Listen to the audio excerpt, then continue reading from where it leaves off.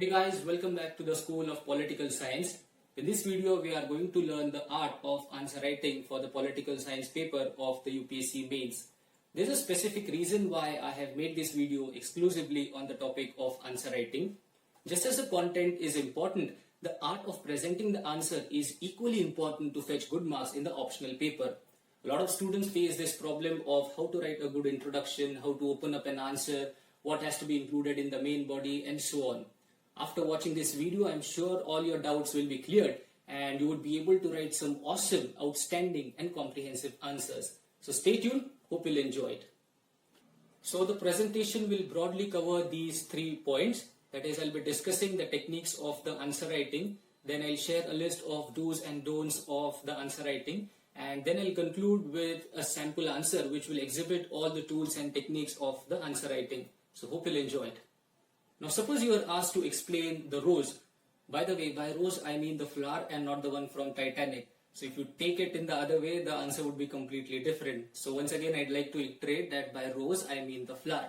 So if you're asked to explain how the rose looks, then you'd probably write down the answer. If this was a question of some technical subject, then you would probably jot down a couple of points and write down the answer something like this.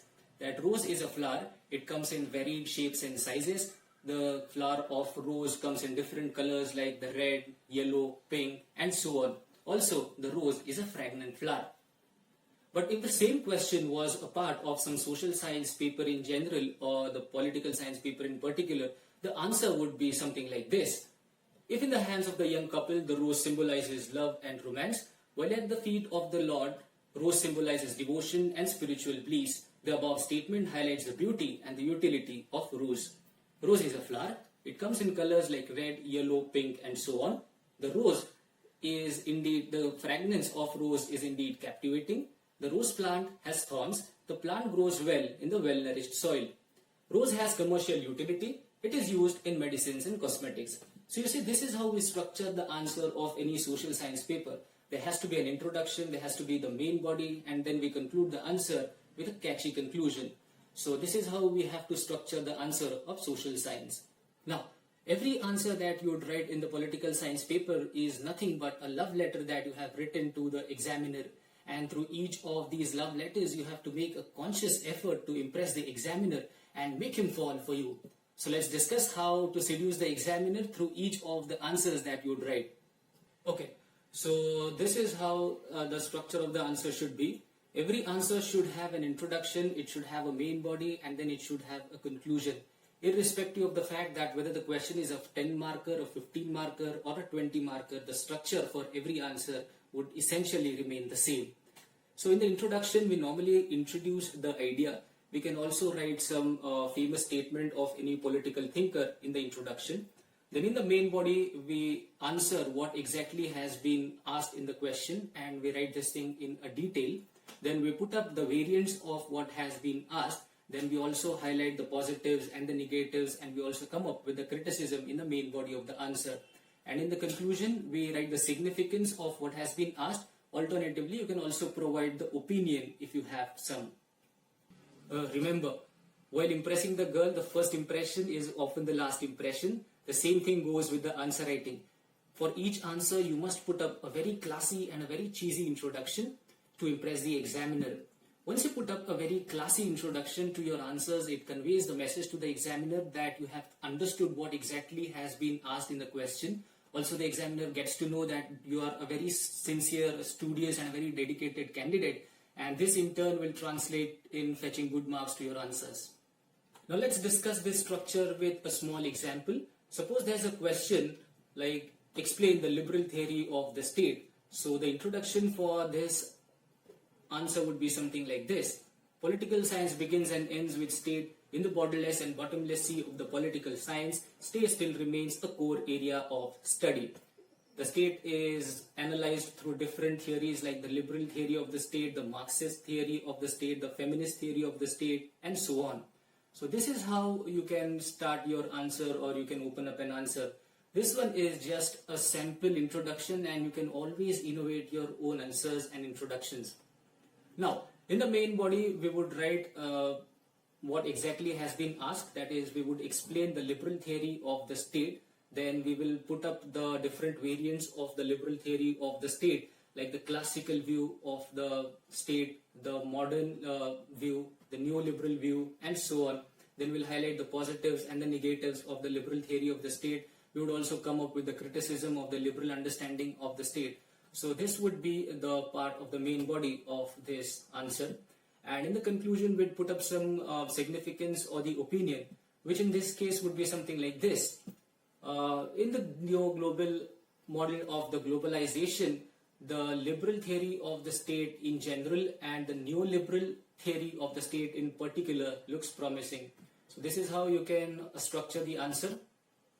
Now let's discuss the techniques of answer writing in detail. Use a lot of quotes and famous statements of the political thinkers in your answers. Like suppose there's a question on Plato, then you can make use of statements like rational is real, real is rational, Plato is the father of political philosophy, and so on.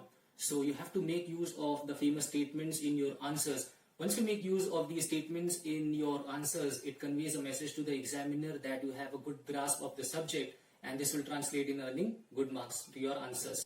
Also, use a lot of key terms in your answers. Like suppose there's a question on the Marxism, then you have to make use of terms like class struggle, historical materialism, bourgeoisie, neo-Marxism, matter and ideas, and so on. So you have to make use of the terms and you have to make use of the jargons of that specific ideology. Now the next technique is to make use of the language of the political science. Now suppose there is a question on feminism. So you have to make use of the language of the feminism, and your answer should have the terms like liberal feminism, socialist feminism, radical feminism, patriarchy, and so on. The idea is that your answer should sing the song of the political science, and your answer should sound like a very technical answer of the political science, and it should not sound like some generalistic answer that you would normally write for a general studies paper. Now the next point to remember is to mention the authors and books in your answers. Now suppose there is a question on feminism, then you can say that Simone de Beauvoir in her book Second Sex had said so and so. Or if there's a question on Marxism, then you can say that Karl Marx in his work The Communist Manifesto has said that the history of all the hitherto societies is the history of the class struggle. So once you mention the author and their books in the answer, so it conveys a message to the examiner that you know the famous political thinkers and that you have read their books and you are well acquainted with these terms and these ideas. Even if you have not read these books, you can convey a message that you have read these books. So it will help you to fetch good marks. The next technique of answer writing is making use of the compare and contrast approach. Like you can compare Gandhiji's spiritualism with Karl Marx materialism, or you can compare Karl Marx with Hegel. You can also compare Plato with Aristotle, and so on. Like if there's a question that requires you to explain why Aristotle is a realist and a moderate, so instead of saying that Aristotle is a moderate realist, you can say that unlike Plato, who is a radical and an idealist, Aristotle is a moderate realist. So it creates a feel that you know Aristotle in the context of Plato, and it gives a sense of multidimensionality to your answers. The next point to remember is to avoid the use of unnecessary words in the answers. As I said earlier, every answer that you write in the political science paper is nothing but the love letter that you have written to the examiner. So if you keep on repeating the terms like many, very important, very, very important, it's a kind of a turn off for the examiner. Also, you would waste a lot of time and energy in writing these words. So make sure that you avoid unnecessary and useless words in your answers and try to make your answer to the point and crisp. Now the next technique to remember is to use simple and short sentences in your answers. Let me explain this thing with a small example.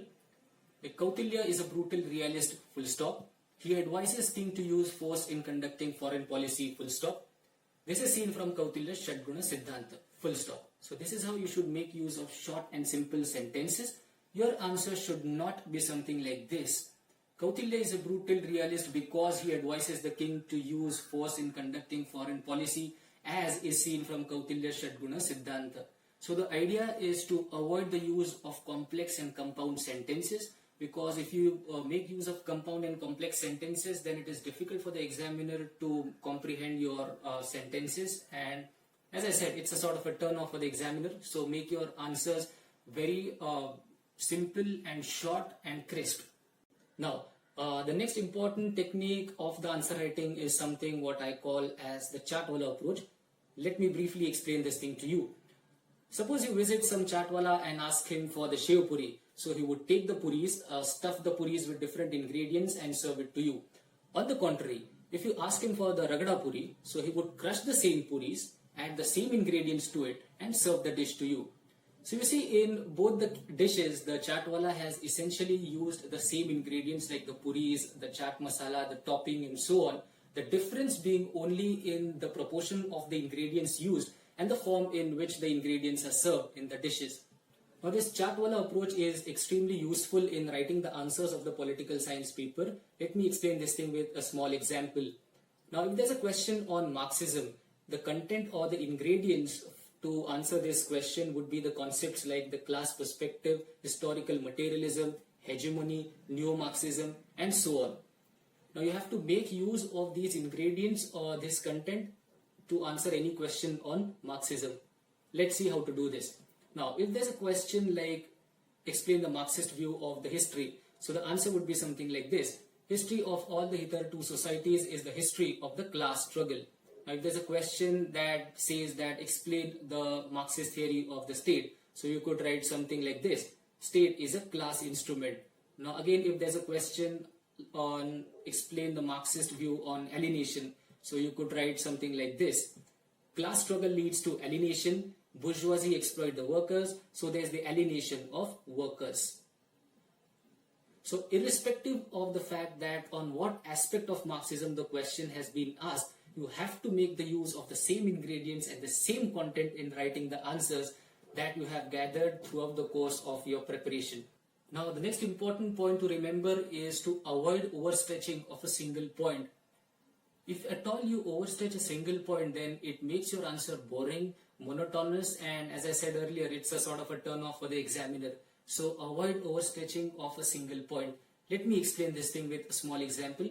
Suppose there's a question on explain the feminist theory of the state. So instead of focusing your answer entirely on explaining the feminist theory of the state, you can explore the question and make the answer very multidimensional and comprehensive by writing something like this.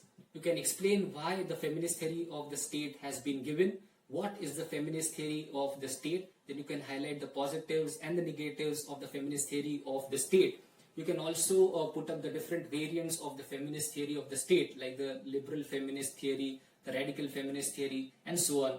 And then you can conclude with highlighting the significance of the feminist theory of the state. So this is how you have to keep on flirting with the examiner by making your answers multi-dimensional and comprehensive, and if you do so, you will definitely earn those extra brownie points. Now the next important point to remember is to maintain the organic integrity of the answers. Let me explain this thing through a small example. A lot of students do not comprehend this technique, and so their answers are not able to make that impact on the examiner. So suppose there's a question that requires you to explain why Plato is called as a father of the political philosophy. So the answer for this question would be something like this. Plato is the first philosopher. He systematized philosophy. Plato has written extensively on the ideas of justice, communism, ideal state, philosopher king, and so on. So in this way you can maintain the organic integrity of the answers, in which every point evolves as a logical successor of the previous point. Now these are a few concluding points to remember to write an awesome answer. Keep the content ready beforehand, as all of you know that during the examination you do not have a lot of time to think on every question, and so it's advisable that you keep the content ready beforehand. The next point is to prepare the model answers in advance, as all of you know that the same questions keep on repeating in the political science paper in different forms. So you have to prepare the model answers in advance. If you do so, then the level of your answer and the quality of your answers will be enhanced significantly. The last point to remember is to practice a lot of answers, and that too in time limit.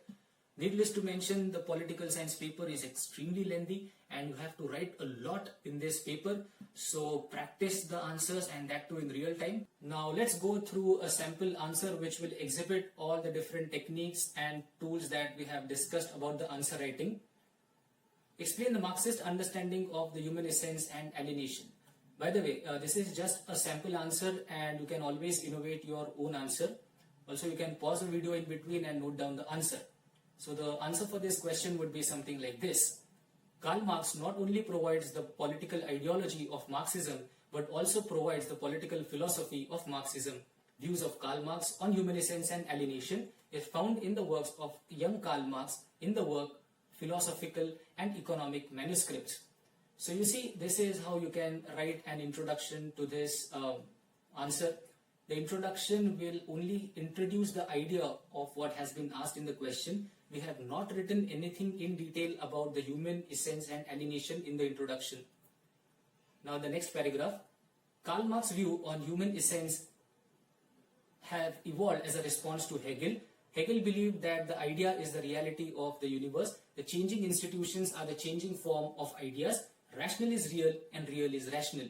So in the second paragraph, we have established the context in which the Marxist understanding of the human essence and alienation has been given, which is a response to the Hegel's understanding. Now the next paragraph. Karl Marx refutes Hegelian notions, saying that the Hegel is standing on his head and he must stand on his feet. Matter and not idea is the reality of the universe. The changing institutions are the changing form of matter. Universal altruism is false consciousness. Existence is prior to the essence and not vice versa. Person is the first member of a class after which he develops class consciousness. So you see in this paragraph, now we have written what exactly has been asked. That is, we have explained the Marxist understanding of the human essence. Also note that we have underlined the famous statements of the political thinkers in the answer. Now the next paragraph. Ideas of Karl Marx on human essence have inspired Simone de Beauvoir. In her book, The Second Sex, she has said that women are born and not made, highlighting that existence is prior to essence. So you see, we have used the idea of human essence and tried to relate it with some other equivalent idea. So you can make the answer multidimensional in this way. Now the next paragraph. Alienation is the feeling of estrangement and disconnectedness. Alienation is profound under capitalism. Man is alienated from the work process and the fruit of his labor. Competitive economy forces man to live at the cost of others. Finally, man is alienated from himself as he is no longer a creative producer under the capitalistic mode of production. Even the capitalists are alienated because the invisible hand of the market commands their survival. So you see, in this paragraph, we have explained the idea of alienation, and we have also explained why there is alienation under the capitalistic system. Now the next paragraph. Karl Marx inspires scholars like Herbert Marcuse, who in his work One Dimensional Man has said that consumerism has alienated man from true freedom. Liberty under capitalism is false consciousness. So in this way, you can relate the idea of alienation to some similar equivalent idea like the one-dimensional man of the Herbert Marcuse. And in the conclusion, we would say something like this. Karl Marx not only identifies the problem of alienation but also provides a blueprint to end the alienation. He looks upon the stateless and classless society as the ideal to end alienation. So in this way, you can conclude the answer by putting up a solution or an opinion to what has been asked in the question. So this is how we structure any answer of the political science paper. There has to be a specific structure which has an introduction, a main body, and the conclusion. You have to use different techniques and tools, maintain the organic integrity, and talk in the language of the political science paper. So this is how you have to write the answers. The main idea is to push the examiner on the back foot by using these tools and techniques. And once the examiner gets defensive and goes on the back foot, then you can start shooting the bouncers and googlies. So if you make use of these tools and if you follow these guidelines, I'm sure you will definitely earn more than 150 marks in each of the political science paper. So if you have any doubts or queries, do write in the comment section below. I'll definitely try to resolve all your doubts and queries. So hope you have enjoyed the video. Thank you so much.